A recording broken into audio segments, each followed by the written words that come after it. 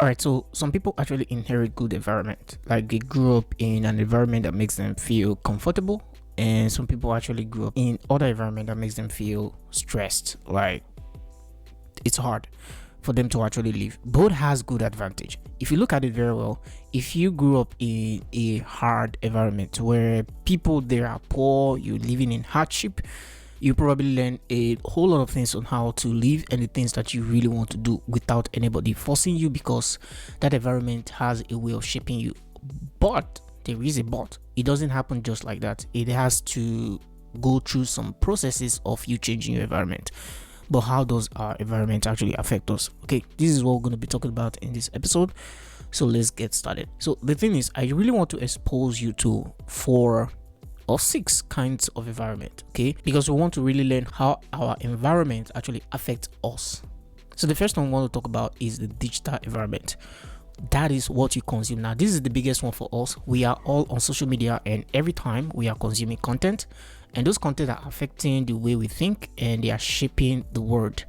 Okay, what you watch daily actually shapes your desire. What you scroll shapes your standard, and what you repeat shapes your identity. So if you feed your mind with drama, what you're going to get is you become reactive. If you feed your mind with entertainment, what you get is that you become distracted. And if you feed your mind with growth, what you end up becoming is that you become intentional. So your phone is not neutral. Okay, your phone is actually determining a lot of things in your life. Okay, so for me, it's better you use it as a belief builder, because every time you consume a piece of content, you are actually feeding a belief that you have. And the funny thing is that our algorithm, what I see on my Instagram is different from what you see on your Instagram, because the algorithm have kind of seen how we react to these things, and they give us more of it. Now, the second environment is our physical environment. This is the one that people often refer to as environment. This is the one you exist in. So your surrounding actually affects your belief without you asking. If you live in a noisy space, for instance, and let's say you're a student, you're living in a noisy environment, you're going to be finding it difficult to actually focus. Now, if you live in a messy room, you're going to have this mental clutter. And if you live in a well-structured environment, you're going to have this mental clarity. Okay, so even in small things, even in lighting, even in space, even in movement, so you don't actually rise to your goals, you fall to what your environment allows. Now, if your environment doesn't allow you to do certain things, you're not going to do them. Let's talk about the third one, which is your social environment.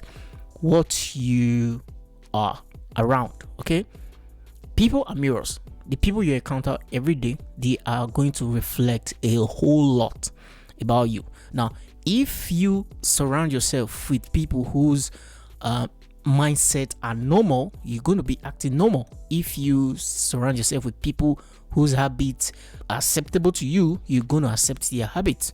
Now, if they accept their limiting beliefs, you're going to start living in that invisible boundaries in your life. So if everyone around you complains, you end up finding that excuses is normal. If everybody around you avoids growth, you're going to slow down. And if everybody around you is building something or creating something or doing something meaningful with your life, you're going to rise faster, because you are in an environment that is challenging you to grow. So you don't need many people, actually. You only need the right influences. So now let's talk about the fourth one, which is the mental environment. This is your inner world. This is your thoughts. These are what goes through your mind every day. Okay, so your thoughts are shaped by your past experiences, your repeated beliefs, and your emotional patterns. So if your mind says, I'm not good enough, you probably hesitate before you take action. And if you say, for example, this is hard, you're going to quit early. But if you say, I'm going to figure this out, it's a different ballgame. You're going to persist. You're going to know that, okay, no matter how hard it gets, I'm going to find a way out. So your inner voice is just a learned environment, playing on repeat. And if you want to change that, you just have to change what you're thinking inside. And how do you change what you're thinking inside? We're going to talk about that in a little bit. Now, the fifth environment is your cultural environment. This is what the society actually rewards. Now, this one is kind of subtle, okay? So what people praises in your environment, in this environment, in the culture that you are living in, you want to chase it. If the people around you, if they mock a particular thing, you're going to try to avoid it. And if they say an attitude or a character is normal, you won't even ask question about it. You're just going to do it because it's normal in that environment. Now, if your environment celebrates survival, you're going to stop at enough. Okay, once you get something that's enough, you're just going to be okay. If they celebrate comfort, you're going to avoid risk. And if it's status, you're going to try everything to chase validation because you just want to do everything there to make sure that they sing your praise. Now, let's talk about the sixth one, which is informational environment. That is what you're learning. This is where people will always say that education is good because when you get into school, it's a different ballgame. It's a different environment. And that informational environment shapes a lot of things. Now, what you know defines what you believe is possible. Okay? If you don't have any exposure, you're going to start thinking small. And if you have a new idea, it's going to expand your vision because immediately you start seeing the possibility in a thing, you start thinking ways that you can actually achieve that. But if you are not seeing that, you've not seen people, you are not exposed, you've not traveled, you just think that little world that you are living in is the only thing you've got. Okay, so a person who has never seen possibility will never attempt it. Okay, now here is the truth. All these environments are constantly asking you one simple question, and that question is, who are you becoming? Because every of these environments is shaping you into something, and until you understand what all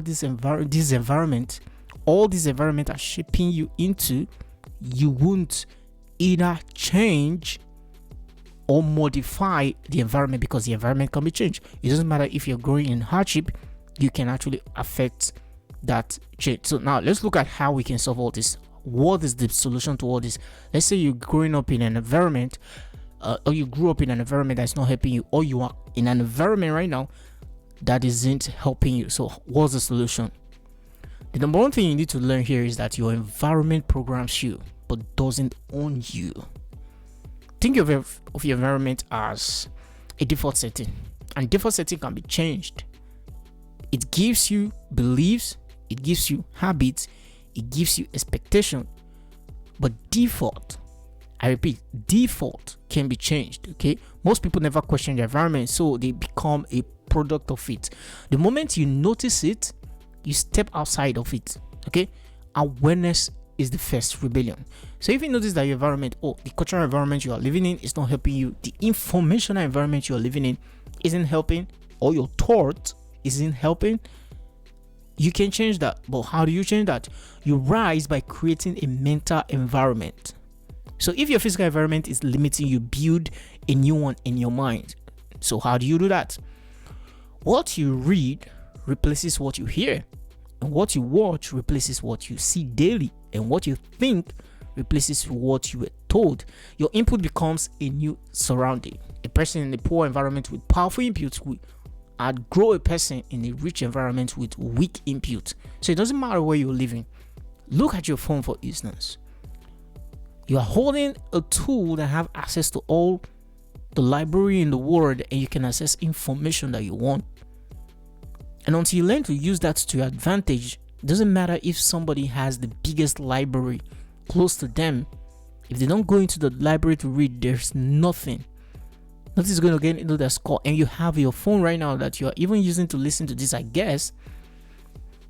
So you have the opportunity to actually do something for yourself. So now let's look at reducing the exposure. The thing is, living in an environment is sometimes it's not about fighting the environment. It's not about trying to defeat the environment, because the environment is the environment. So what do? You only can reduce the exposure that environment is having on you.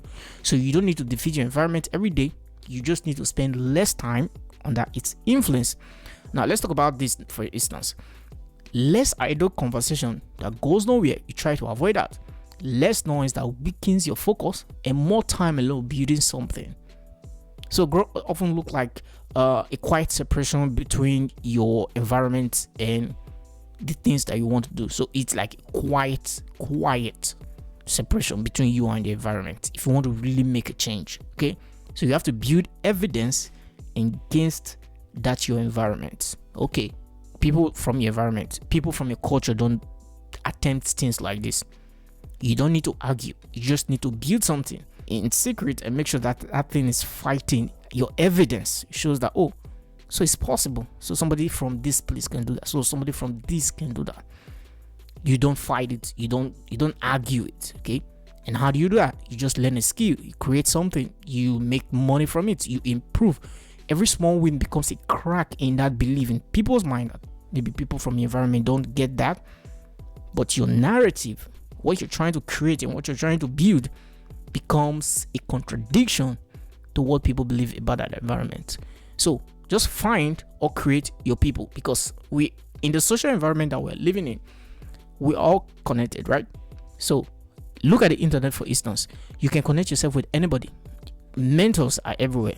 Okay, mentors and role models are two different things. You can get a role model, somebody that you can look up to on the internet, somebody that you admire, somebody that you really want to be like. Feed your mind with the things they produce, and that is going to shape the way you think. It's going to shape the way you act and all that. So your environment is not just a location, it's who influences your thinking daily. And if you listen to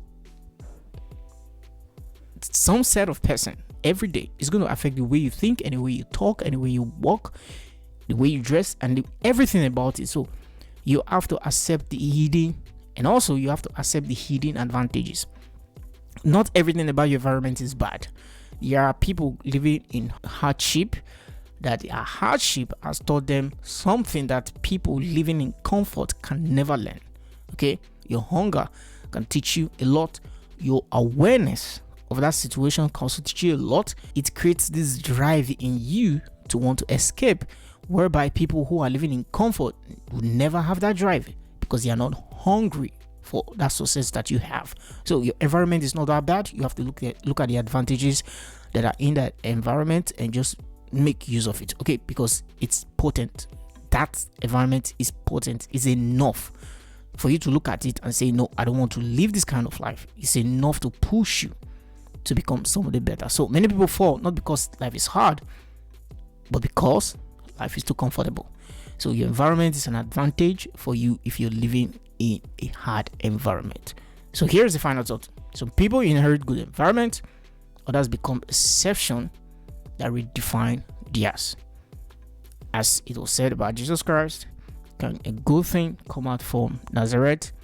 Yes, it did. Not just it did, something worth change came from Nazareth. So that brings us to the end. Like, subscribe, and I'll see you in the next one. Bye.